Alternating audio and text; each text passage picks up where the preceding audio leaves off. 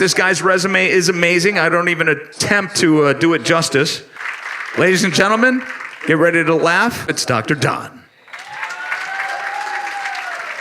Thank you very much for coming. I appreciate it. You know, one of the things people ask me, how did you get the moniker Dr. Don? Is it because you have a PhD? I do have that, but honestly, that's not a big deal. I got mine on the back of a matchbook. When I grew up, everybody over the age of 8 smoked. And you couldn't bring home a lighter, so you always used, the matchbooks. And on the back of the matchbook they were the pop-up ads of the 50s, right? You flip up your matchbook, there'd be an ad in there. And mine said, 1-800-GET-DEGREE, D-G-R-E. You could buy a master's degree for $25 and a PhD for $50. So I had a paper route. I saved $100. I bought 2 master's degrees and a PhD. So that's where I got mine. But that's not really where Dr. Don came from. It actually came from grade school. I was born and raised in Rochester. Went to St. Michael's. How many Catholics in here? Got Catholics? Obviously not proud to be Catholics because nobody's testifying. When I was in grade school, I wanted to maybe pursue a career in medicine. There was a booklet that you got in class that was called The New York State Guide to Reproductive Sciences. But they kept it under lock and key. You didn't take it home. It was a booklet that you got when you went to class. They hand it out. They take it in at the end of the day. And it was heavily redacted. So the New York State Guide to Reproductive Sciences ended up being the Rochester Diocese Guide to Marriage Fulfillment. So you couldn't wait to get into class to get this thing, because this was your sex education. This is what you were going to get. Everybody looked forward to the booklet. So you get the booklet, and it's just totally black marks all over the place. It would read, if you want to make a blank, you make sure your blank is blank, then you insert it into your lawfully wedded wife's blank, and 9 months later, you'll have the miracle of birth. So, it would have been a miracle indeed if you tried to follow that guide. But it wasn't about the description. It really was about the illustrations. So it's a 12-page booklet. You get to page 3, and there's a picture of a naked man. Now, that naked man has just a big black box right about here, all right? Then you go to page 4 and 5, and they're surgically excised from the booklet. So you don't know what the hell happened there. Then you get to page, what are we on? Page 6, and there's a naked woman who has a big bar up here and a giant V right here. Okay, then you turn the next 2 pages are surgically excised from the book. And then on page 12, there is a fully clothed man with a fully clothed woman and an already teenage kid. I wanted to be a gynomemologist. It's a subspecialty that really isn't practiced much anymore. But I like the idea. And in health class I remember this young lady. Her name was Madonna Cangelosi. That was her name, Madonna Cangelosi. Madonna also had an interest in becoming going into the medical sciences. She wanted to be a penologist, which again was a subspecialty of urology. Urology is the internal plumbing. Penology has to do with the external parts. So, Madonna and I would have study sessions. And we'd get into the nurse's office after class and, do our homework. So I was giving Madonna a full workup, and in walks Mother Mary Patrick. You know, she was the principal of St. Michael's School. Obviously, she wasn't pleased. So, and of course, it wasn't Madonna's fault, naturally. Although I held no particular power over Madonna, you know, we were consenting kids, both the same age. You know, it was show me yours, I'll show you mine. You know, we'll check it out, we'll study some, you know, we'll see what this is all about. And as a subtext here, you can imagine my surprise when I undid her blouse, there was no black box there. It really was very cool. So, you know, Madonna gets to go home. Dr. Don has to stay after school for the next 30 days and write on the board, I will not practice medicine in school 250 times, you know. But we were committed to our craft. So as soon as that was over, we're back at it. But apparently Mother Mary Patrick had her eyes on us because she walked in the middle of my testicular cancer screening. So, by the way, guys, I don't know if there's any young guys here, but it's never too early to get a testicular cancer screening. And anyway, so that one got a phone call to home. And Mother Mary Patrick said to my parents, either you get this kid to quit practicing medicine in school, or he's getting tossed out of school permanently. And that's how the name stuck, Dr. Don, from Sister Mary Patrick. It had nothing to do with anything other than bad behavior in grade school. I do want to let you know about a recent milestone. This past summer, I reached 48 consecutive years of marriage. Yeah. 5 different women, but the years were all consecutive. I mean, they just keep piling up. Actually, that's not true. Same woman. I've been married to Stephanie for 48 years. I first met her. She was in the 7th grade, and I was in high school, which you can't do anymore, by the way. You just can't troll the grade schools for a date. But she was actually dating my brother at the time. Long story short, I got the girl, and her mother made sure I got my own personal listing in the New York State Sex Offenders Registry. It all worked out, though. My mother-in-law, God rest her mildly racist suburban soul, when she finally figured out that Sicilians are actually white people, she really warmed up to me pretty well. So, you know, it's all good. Marriage is a great institution, and I can tell you from 48 years of experience that you make some observations. And one of those observations I want to share with you tonight, at great personal risk. And that's that, you know, I don't want to say that women have an opinion about everything, but women have an opinion about everything. They just do. It doesn't matter what it is. And in my case, I'm going to tell you this story. It's a bit personal and somewhat indelicate, but I think if we don't discuss these darker matters that have an effect on our mental health, we're just not going to evolve as human beings. So I'm going to share this with you. So this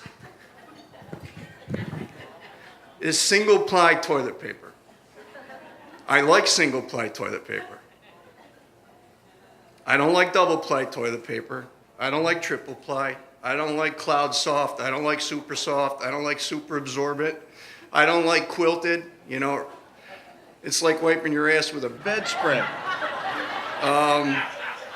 So I like this. So I'm in the bathroom, sitting on the toilet. My last vestige of privacy, my sanctum sanctorum, the only opportunity I'm ever going to have to be by myself. I'm sitting there with the wad in my hand, thinking the thoughts of the deeply contented, when this malevolent shadow just washes over me. I look up and Stephanie in the doorway, surveying the situation like she's breaking down a crime scene. That's wasteful, she says. I said, which part? She said the toilet paper, it's way too much. I said, well, first of all, Stephanie, you don't know what my immediate need is today. And secondly, it's single ply and it's all rolled up. It just looks like a lot. She says, no, it is a lot. You use too much. You don't need that much. Let me show you. And she snatches it out of my hand. Like this vicious little talon stealing the last vestige of dignity that I have left. So she takes the toilet paper, saves half of it, takes the other half and just folds it very neatly into a pile and hands it to me. I said, well, you know what? Since you've already got it and this is so important to you, why don't you just finish the job? One of the things that confuses me a bit these days is modern parenting. I'm not a parent of human beings, so it's a little bit foreign for me, but I really just don't get it. Things like today, every kid who has an issue has a disease, none of which existed 20 years ago. It's like ADD, ADHD, ABCD. I had all of those as a kid. I was in education for a while, so people come up to me and say, well, Dr. Don, Billy can't focus at school. He doesn't pay attention, and we try to talk to him. He acts out. Can you help? Do you know what's wrong? Well, I'll tell you what, Mr. and Mrs. Smith, I think I do know what's wrong, and I can help. Billy is just a lazy little who'd rather text his way through class than actually pay attention. And what you might want to try is a spanking. It's cheaper than Prozac. There's no side effects, no lasting side effects, and you might find that he responds much more quickly. It's a new approach in early childhood education. It's called actual parenting. And I'm not opposed, believe me, I'm not opposed to drugs. Not by any stretch, man. I grew up in the 60s. I believe in better living through chemistry. I really do. I still do. Breastfeeding. I have a friend whose wife thinks there's a population shortage. So she's up to 5 or 6 kids, breastfeeds every one of them. Every one of them. But aren't you supposed to stop at some point? Before the kid gets old enough to lift your blouse up, pull down your bra, and take his own drink? Really? And then when he's done, say, thank you, Mom, can I have the keys to the car? I'm going to hang out with my buds. I don't know where you're from, but, where I'm from, that's having sex with your mom. That's disturbing on so many levels. Stop it already. Part of the problem with this current political climate is that it's very negative. And it's not so much the politics, but it filters down into everything we do. Things we don't even think about. Things you might not imagine, that you just take for granted. I mean, camping, for example. How many people have ever gone camping? Yeah, it's a beautiful thing. We all went camping as kids. The whole idyllic setting, and you go to your favorite KOA, and you park next to your new best friends from Piscataway, New Jersey, who at the end of the week will cease to exist as your new best friends, and you sit around the fire and have s'mores and the whole bit. You're in campers with these just wonderful names, like the Holiday Rambler and the Sundowner and the American Heartland, all of these. Those were gentler times, though. We were driving up to Vermont this summer, and all these big rigs pulling these giant campers, passing us on the inside lane. raising their fist to us, beeping their horn. You know, they're all in trailers now with names like the Predator, the Marauder, you know, the Viking Conqueror, the Avenger. Jesus. I mean, so, and you know, none of them, they all seem to be pissed off that they were going on vacation. I don't get it. And I mean, what do you do if you're in your favorite camp, KOA, and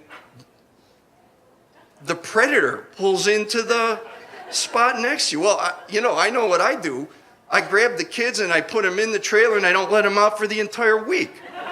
You know, and the Marauder just went by. Well, Dad, you better get Mom out of that bathing suit and into the trailer. The Viking Conqueror just cruised by for the third time.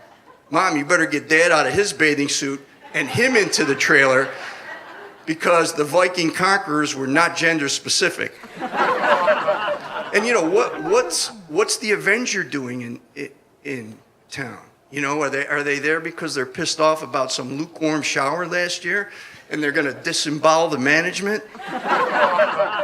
Relax, said the gate man. We are programmed to receive. You can check in anytime you like, but you can't ever leave. You know, it's, you know, KOA's changing its name to DOA. Apocalyptic camping for the deranged and dehumanized. What's in the news lately? Bert and Ernie came out. Yep, Bert and Ernie are gay. Who knew? Two of America's icons were obviously sharing more than a stage for the last 49 years. You know, so what? I think Sesame Street actually denied the rumors at first, probably because of the sort of short-minded backlash that they got from parents writing in about what was going on beneath the stage the whole time their kids are watching the show. But I think that blew over pretty quickly, and the producers of Sesame Street are now in discussions. I just read this the other day in one of the trade rags that for this 1 hour PBS special on safe Muppet gay sex. So you're going to want to watch the listings for this. That's probably going to be must-see TV. And actually, the National Gay Alliance is lobbying now to have the LGBTQ community add M for Muffets to their already impossible alphabet soup of a name, forever to be known as the LGBTQM community. Striking a blow for furry sex, I guess. As I get older, I don't know whether it's the age or the perspective or whatever it is, but things start to annoy me. Participation trophies, I don't get it. Participation trophies. We went to a grandnephew's baseball game a while back, and you know, I mean, you walk up to, it's a baseball diamond. It's definitely a baseball diamond. The bleachers are just packed with people. You know, these are what, 7, 8-year-old kids. Bleachers are absolutely packed. There's 90 kids on each team, and there's 20 kids out there on the field. There's no scoreboard, no umpires, no pitcher, no catcher, and this plastic thing standing at home plate. So, you know, I get in the stands, and there's this 30-something mom sitting next to me, and I just said, you know, what the hell is this? She looks at me like I've got 3 eyes, and she says, well, it's a baseball game. I said, well, I could see what it's supposed to be, but what kind of baseball is this exactly? She said, well, you know, there's no winners or losers here. We don't keep score. Everybody plays, and they all get a trophy. And I'm thinking, well, you know, this is just odd. And I said, well, if there's no scoreboard, there's no pitcher, there's no catcher, there's no runs scored, what is the point? And she said, well, the point is feeling of self-esteem, accomplishment, and success. I said, well, if you really want that, why don't you let them score a run and actually win something? They'll feel great about that. And you know, at the end of the game was finally called due to darkness, you know, with all those kids needing to get up to bat. The coach is out there in the field. I could see him consoling some kid because I guess kids these days need to be consoled, and it's our full-time job consoling them, you know. So he's out there, and I can hear him, you know. He's going, Johnny, I know you took 15 swings at that ball, and you didn't hit any one of them. It doesn't matter. You looked great swinging that bat. And you know that time that you swung so hard, the bat flew out and hit Timmy in the head, and he's now in concussion protocol? Don't give it a second thought, because you should have seen that bat fly. You're terrific. And I want you to know that. And when we're done here, I want you to go over there and get your trophy, and then I want you to go show your parents, both sets of grandparents, your other set of parents through divorce, because they're all waiting over there, hovering over home plate, waiting to tell you how proud they are of you for your lack of accomplishment today. Good job. Technology concerns me, and this is like a public service for you guys. The new phone, the i10, is that what's out now? You know, that's a facial recognition phone.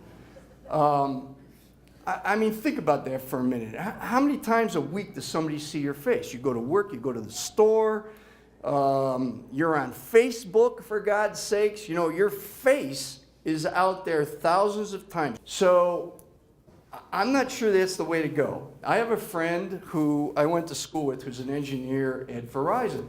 And like all these mega companies, they're coming out with their own technology. So Verizon is putting out a phone, and I want to tell you this again in time for Christmas. It's called the V10. So their V10 is the very first vaginal recognition software phone. It's made specifically for women because apparently most phones are stolen from women for whatever reason. So according to her, you know, there's something about ridges and valleys, you know, in vaginas that allow this software to be pretty effective. And I guess no two vaginas are alike. I don't know. I mean, I've seen a couple, and, you know, from my days as a gynecologist, but I did not know this. Anyway, you know, it sounds pretty promising because how many people have seen your vaginas or see them in the course of a week? You don't show your vaginas. Now, I don't know if somebody takes a picture of them or if it's floating around out there, if your significant other may have one, but tell them, please, don't put it on the internet because your phone could be compromised. And, you know, I mean, think about it. You pretty much hide your vagina most of the time, yeah? And if you want to use your phone, you just, you know, you wear a skirt and you let it recognize your vagina and you're good. Nobody can see it. Nobody can take your picture. If you got slacks on, first of all, this thing doesn't look like most of our phones now. You know, they're big and they're flat. This has a more cylindrical styling. These guys think of everything, man. These technologists, they think of everything. And apparently, you know, it has all the ringtones you can get, but I'm told that if you put the vibrate on 10, it's to die for. You're going to go to the moon. And they're teaming up with Victoria's Secret. And no, seriously, this is true. Victoria's Secret is putting out what they call their V-through panty for Christmas. So it comes in sheer and semi-sheer. And so does the phone. It has these two settings, sheer and semi-sheer. So you can still wear panties, you can still wear pants, and you can use the Verizon V10. You just put it down there. It recognizes whether you got sheers or semi-sheers on, reads your vaginal peaks and valleys, opens your phone, and you're good to go. Ancestry.com. Anybody here done that? Yeah. So last year, Stephanie bought us 2 Ancestry.com things. Well, I don't know about this. You know, it's one thing having to change from lederhosen to a kilt. But, you know, do you really want to know what's really going on? I mean, maybe some things are just left to the dustbin of history. And sometimes I'm for letting sleeping dogs lie. Not Stephanie. She'd prefer to kick a sleeping dog. So she sends in the swab. We get them back. And first of all, my people, that's what Italians say, my people are from Sicily. Everybody knows where Sicily is? Sicily is sitting right there in the Mediterranean. You know, above it to the north is most of Italy. Directly to the west is Spain. To the east is Greece. And Africa is just a stone throw across the Med. So we get the numbers back, and I am 35% Roman, 35% Italian, 37% African, 18% Spanish, 8% Greek, and 2% Mongol. But anyway, you know how your brain sometimes just, you're going through a bunch of material and it comes to a screeching halt and it backs up? Well, mine came to a deafening screeching halt and backed right up to that 37% African. That's the majority of my background. And since I grew up right here in Rochester, it turns out that I'm 37% African American. So my mother-in-law was onto this from the get-go, as it turned out. Well, you know, all kinds of shit goes through your head when you're confronted with something like this. I mean, you know, I'm 68 years old. I grew up in America as sort of a white man. And now I'm going to grow old in America basically as a black man. So, I mean, I'm not panicked. You know, life's an adventure. Time for a change. So, I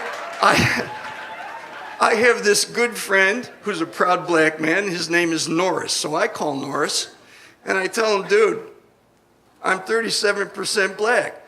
So he starts laughing his ass off, and he wouldn't stop.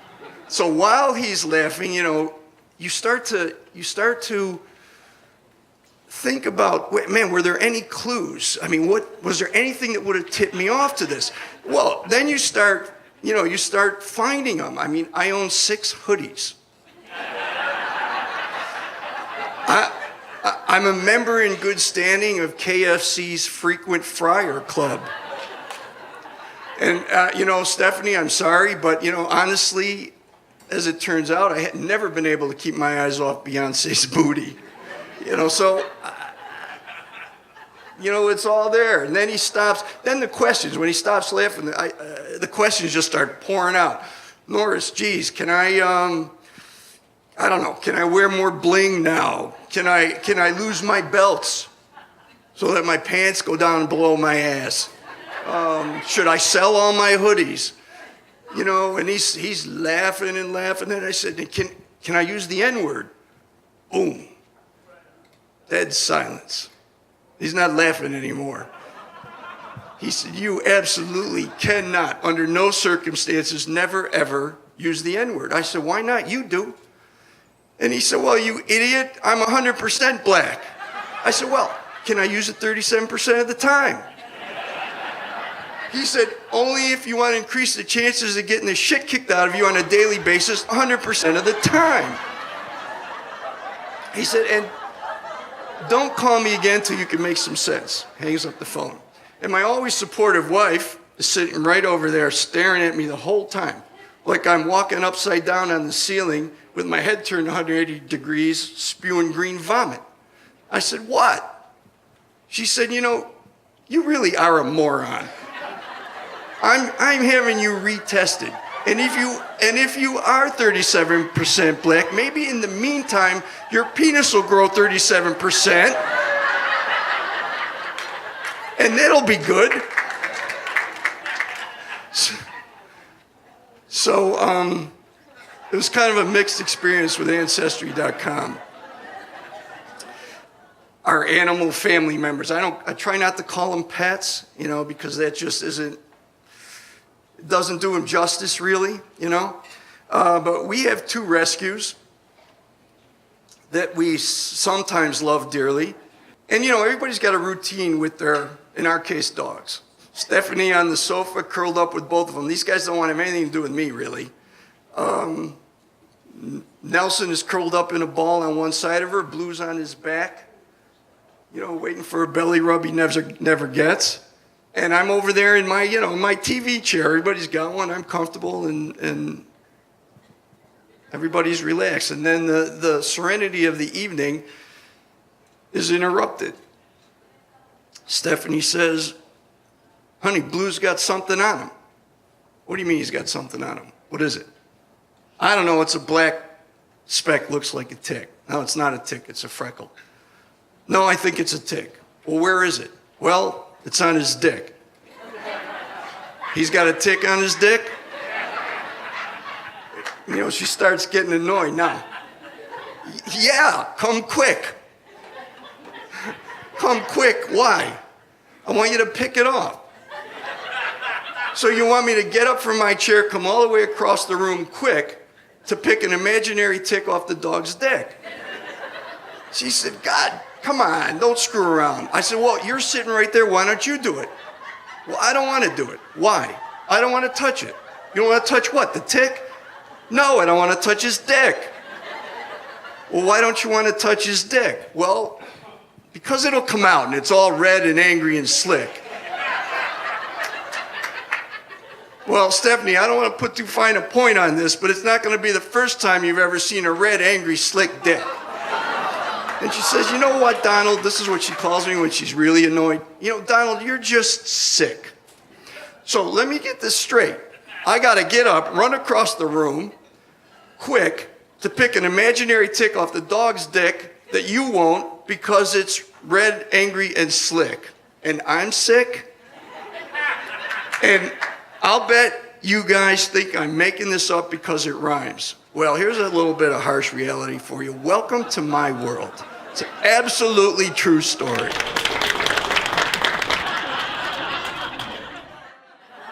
And that's all I got for you tonight, folks. Thank you very much.